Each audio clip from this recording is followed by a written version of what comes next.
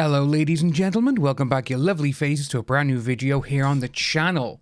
Well, today we're going to take a look at something which is very fascinating because it shows both parts of the equation. And obviously we are talking about Dan Wootton and what he has been accused of. Again, people need to seem to have reassurance that he is innocent until proven guilty. We've had a number of people who, at this moment in time, my opinion of these people who are leaving these comments are either paid by them or they are part of a bot farm. I only say that because over the last 3 years we have dealt with a lot of bot farms. We've been looking into them and we know exactly what they do. And these random names, random numbers, and then nearly every single comment is the same, but different names, which kind of makes you go, yeah, that would probably be someone just copy and pasting, going to a different account and doing it. But today's video, as I said, we're going to look at the difference of different sides of the scales regarding how one person can be hit with accusations and then all of a sudden someone else does and it doesn't get treated the same.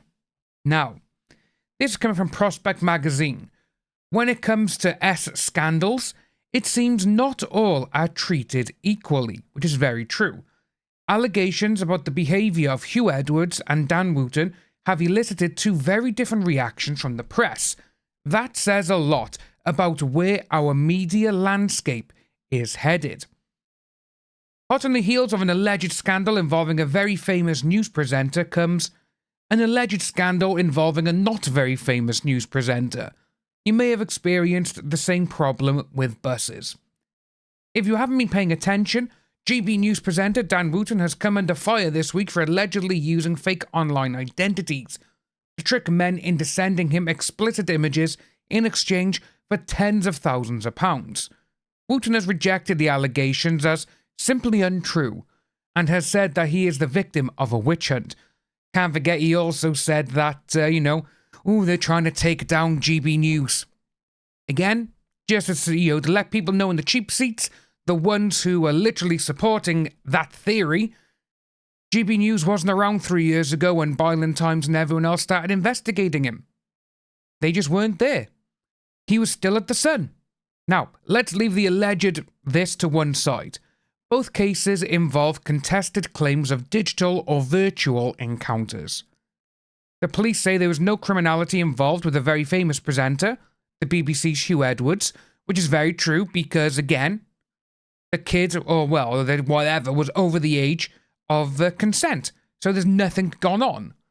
Then it goes on regarding, and it's early doors with Wootton.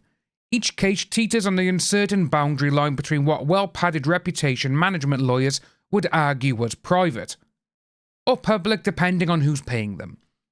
But the two cases and the reaction to them do say something important about the media we have in this country and about our aspirations for the kind of democracy we want, shaped, as it inevitably is, by the media we consume. We've talked about this in the past, the way social media has become now. It's almost everyone is guilty until proven innocent. No, everyone is innocent until proven guilty.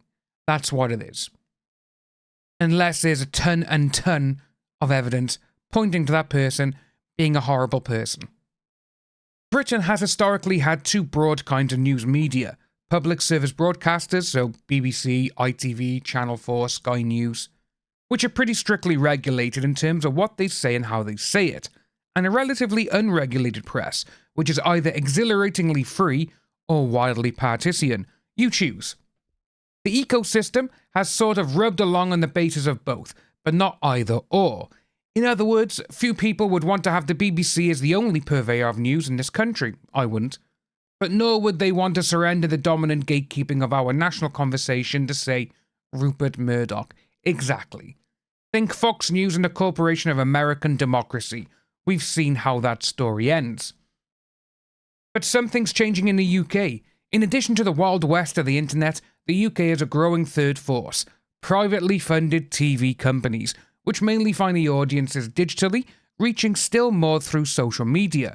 One example is Talk TV. the pet project of our old friend Rupert. Another is GB News, which is privately owned by the Brexit-supporting hedge fund manager Paul Marshall and Legitim, an investment firm headquartered in Dubai. GB News in particular is no minnow. In May, it claimed to be reaching more than 14 million people through its website. Its broadcast figures last month showed a reach of 3.4. What sort of animal is this new beast?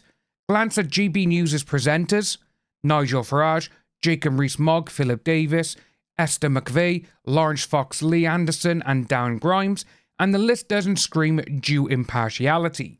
This sounds, feels, and tastes like an attempt to gift the UK a version of Fox News. Shout, simplify, mislead, polarise. As if that's what Britain really needs at the moment. Exactly. Everything that we've just said by there regarding GB News, you see it in Wootton. He will try and hound people. He will shout them down. Hell, he's even done that on his own show. When someone's talking and giving a very good point in the past, he would shout them down.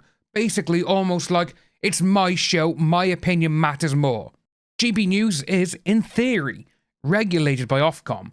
You remember, the regulator's so theoretically independent of government that Boris Johnson, as Prime Minister, very nearly managed to impose the Daily Mail's Paul Decree as its chairman. But to date, Ofcom was wafted into indulgent feather duster at GB News. Yeah. The question of oversight comes into sharp focus with the claims about one of GB News' most prominent faces, Dan Wootton, Britain's wannabe Tucker Carlson. I don't know about that, Dan Wootton, he just tries to be his own, I'm Dan Wootton, like basically trying to make himself bigger than what he is. You remember the fevered outcry over Huw Edwards, and how the BBC drove itself into a frenzy of self-flagellation in order to show its commitment to transparency and due process. Sunak spoke, a parliamentary committee intervened. Fleet Street, which by and large wishes the BBC ill, let loose its finest dog of war. They did. With Huw Edwards, everyone was out to get him, literally, but no crime was committed.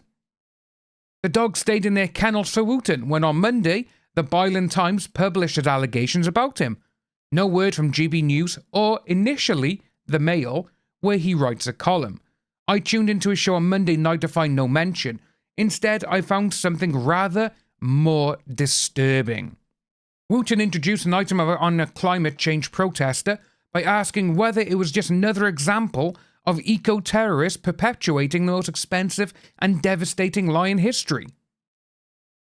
His guest was an angry-looking Scotsman who launched into a diatribe about climate warnings using the word hoax and a scam. Governments. He said, we're crying wolf. It was project fear. Fear this, pushing the climate terror. The angry Scotsman turned out to be an enthusiastic conspiracy devotee, Neil Oliver, who tweeted earlier this month, there is no climate crisis. It's the most expensive and devastating lie of all time. The very words parroted by Dan Wootton, who made no attempt to challenge Oliver. Imagine Newsnight rolling out the red carpet to David Icke. Ofcom might have something to say. The following evening, Wootton was given 6 minutes at the top of his show, executive editor Dan Wootton, to denounce the allegations against him. He blamed on one hand a former partner for supposed smears, and on the other, dark forces to take this brilliant channel down. Because GB News is the biggest threat to the establishment in decades, and they will stop at nothing to destroy us. Like I said earlier, GB News was not around when all these investigations first started.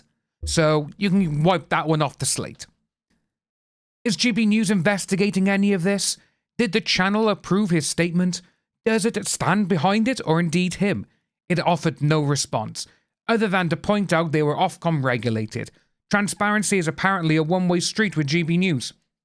We live in a strange-looking glass world, which we do. The BBC, 1.1 billion visits a month, is easily the top news website in the world, and just as easily the most trusted news provider in the UK, though you would never guess that from the debate around it.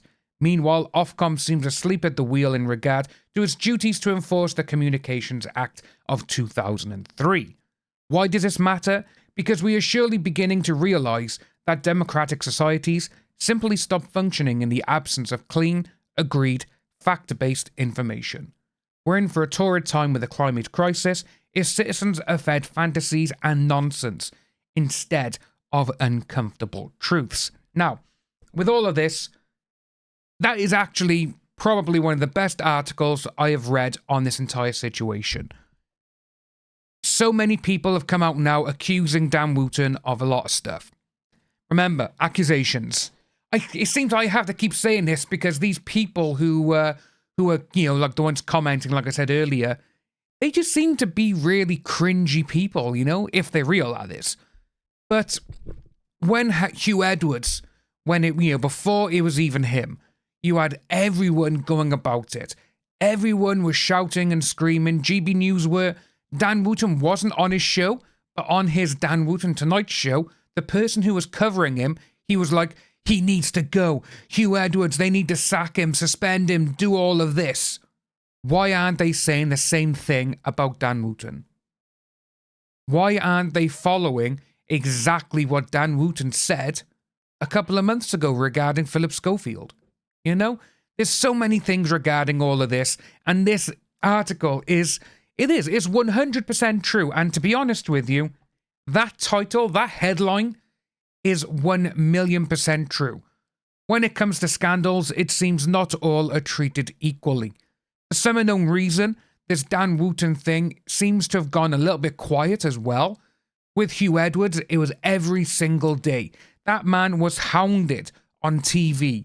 He was hounded on social media. Why isn't the mainstream media talking about Dan Wootton with all of this? But we do have a few more videos coming out in the next couple of days regarding this, because we've also heard now that News UK, they've brought in lawyers, and we've also got a few other things where it's now reached across the pond into America, where it seems to be a lot more American media types are actually covering this better and more than the UK press. What I want to know is, if any of this is true, you know, against Dan Wootton, does Dan Wootton have anything on these people higher up in their powers? No one will know. But until we find out, guys, if you are new to the channel, please like and subscribe. Hit that notification bell for future updates. Let me know what you think of this down below, and I'll see you very soon.